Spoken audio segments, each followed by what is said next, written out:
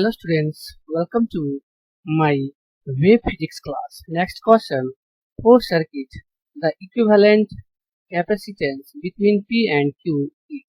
यहाँ पे जो हमारा सर्किट डायग्राम दिया हुआ है, उस सर्किट डायग्राम में P और Q के बीच में जो इक्विवेलेंट कैपेसिटेंस होगा उसका हमको वैल्यू निकालना है। ओके, तो सॉल्यूशन में देखेंगे हम फिगर में कि ये पॉइंट अगर हमारा P है, तो यहाँ पर अगर हमारा पोटेंशियल भी है, ओके, ये पॉइंट हमारा P कहलाएगा और ये जो है आएगा इस तरह से कि ये भी पॉइंट हमारा क्या कहलाएगा, P कहलाएगा, क्योंकि यहाँ पर जो पोटेंशियल होगा वह पोटेंशियल यहाँ पर भी होगा, मतलब सेम पोटेंशियल। अब यहाँ पे देखते हैं इस पॉइंट, अगर इस पॉइंट का कोई हम अगर नाम दे देते हैं, तो अगर हमने इसका ए दे दिया है तो ये जो जाएगा वो हमारा यहाँ से यहाँ सेम पोटेंशियल होगा।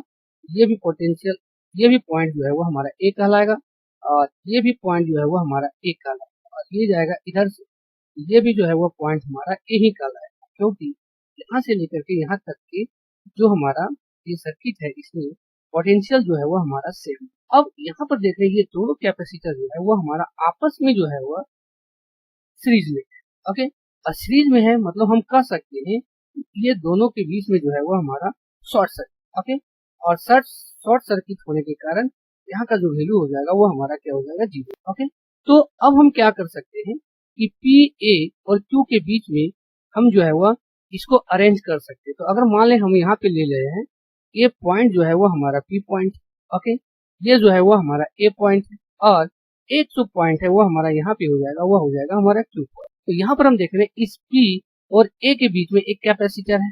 तो अगर हम मान लेते हैं एक कैपेसिटर हमारा यहाँ से यहाँ तक का हो गया, ओके, फिर यहाँ पे देख रहे हैं ये जो कैपेसिटर है वो अभी हमारा P और A ही के बीच में, ये हो जाएगा हमारा यहाँ पर इस तरह से।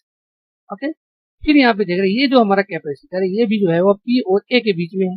इसका मतलब यहाँ पर हम देख रहे हैं कि ये जो तीनों कैपेसिटर है वो आपस में जो है वो तीनों पैरेलल है।